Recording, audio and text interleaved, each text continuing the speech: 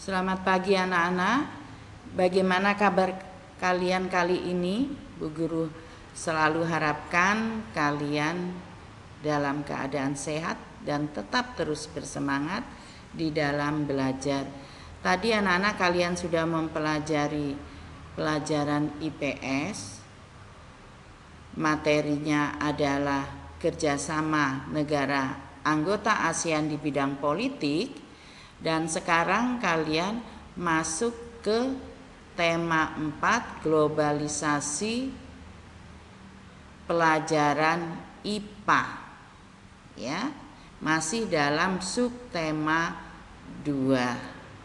Materi kita pada pagi hari ini adalah cara-cara menghemat energi listrik. Kalian buka halaman 35, Bu Pena halaman 35, cara-cara menghemat energi listrik. Anak-anak, saat ini negara kita jika dibandingkan dengan negara lain itu tergolong negara yang boros dalam penggunaan energi listrik. Bahkan Indonesia termasuk salah satu negara di Asia Tenggara yang tertinggi dalam hal pemborosan energi. Sekitar 80% masalah pemborosan energi ini disebabkan oleh kurang pahamnya masyarakat akan dampak dari pemborosan energi bagi kelangsungan hidup generasi mendatang. Selain itu disebabkan oleh faktor manusia. 20% pemborosan disebabkan oleh faktor teknis. Nah, pemborosan energi ini dapat menimbulkan berbagai dampak, yaitu yang pertama meningkatkan suhu global, yang kedua meningkatnya intensitas fenomena cuaca ekstrim, yang ketiga lebih lamanya cuaca panas daripada cuaca dingin, keempat melelehnya gletser, kelima meningkatnya intensitas fenomena cuaca ekstrim. Nah, coba sekarang kamu bayangkan, pernahkah kamu membayangkan apa jadinya jika energi listrik habis dan tidak dapat diperbaharui? Jika hal itu terjadi, kalian tentunya tahu bagaimana akibatnya, yaitu aktivitas kita akan terganggu. Oleh karena itu kita perlu berhemat dalam pemakaian listrik, ya. Ada beberapa cara yang dapat kamu lakukan untuk menghemat energi listrik. Yang pertama itu adalah membatasi waktu menonton televisi, ya. Biasanya televisi yang menonton kamu. Coba kamu perhatikan ya. Kamu setel TV, kamu tidur, nanti TV-nya yang menonton kalian, itu ya. Jadi itu adalah salah satu pemborosan dalam energi listrik karena televisi membutuhkan energi dari listrik, ya. Nah, yang kedua, mematikan kipas angin atau pendingin ruangan ketika udara sedang sejuk, ya.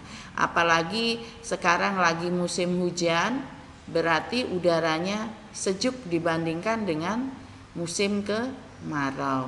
Nah, pada waktu musim hujan berarti karena udara sejuk kalian harus mematikan kipas angin atau pendingin ruangan atau AC, ya.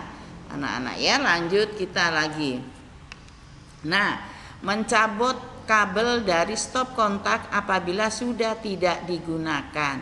Nah, coba kalian perhatikan di rumah, stop kontak entah televisi, kipas angin, radio dan sebagainya pasti ngecok dia di kabelnya itu di stop kontak. Walaupun tidak digunakan, tetap kabel itu ada di stop kontak. Jadi kalian harus mencabut kabel dari stop kontak apabila sudah tidak digunakan. Cara yang lainnya, lanjut ya. Nah, jangan biarkan pengisian daya telepon seluler atau laptop terpasang di stop kontak semalaman. Nah, karena kadang HP, laptop karena baterainya habis, kalian colok kabelnya di stop kontak terus, kalian isi baterainya sampai kalian tertidur, kalian tidak tahu bahwa baterainya sudah penuh. Nah, itu adalah salah satu tidak menghemat energi listrik. Selain HP atau laptopnya cepat rusak, juga kalian boros dalam penggunaan listrik. Nah, lanjut lagi caranya, yaitu mengganti lampu dengan daya yang lebih kecil. Apalagi sekarang lampu-lampu itu dayanya diciptakan lebih kecil, tapi untuk penerangan lebih besar. Jadi kalian harus mengganti lampu dengan daya yang lebih kecil. Cara yang berikutnya yaitu mematikan saklar lampu saat kondisi ruangan cukup cahaya. Nah, jadi kalau ruangan kalian tidak gelap, cukup cahaya, matahari bersinar, otomatis sinar matahari masuk melalui jendela, pintu, celah-celah jendela.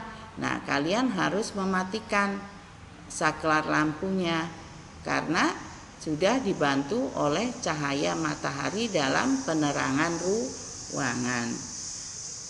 Nah, anak-anak, cukup sekian dulu materi kita, cara-cara menghemat energi listrik. Bu Guru ingatkan kalian supaya kalian tetap jaga kesehatan, tetap mengikuti protokol kesehatan, dan tetap semangat belajar bersama orang tua dan sanak saudara kalian. Terima kasih anak-anak, selamat pagi.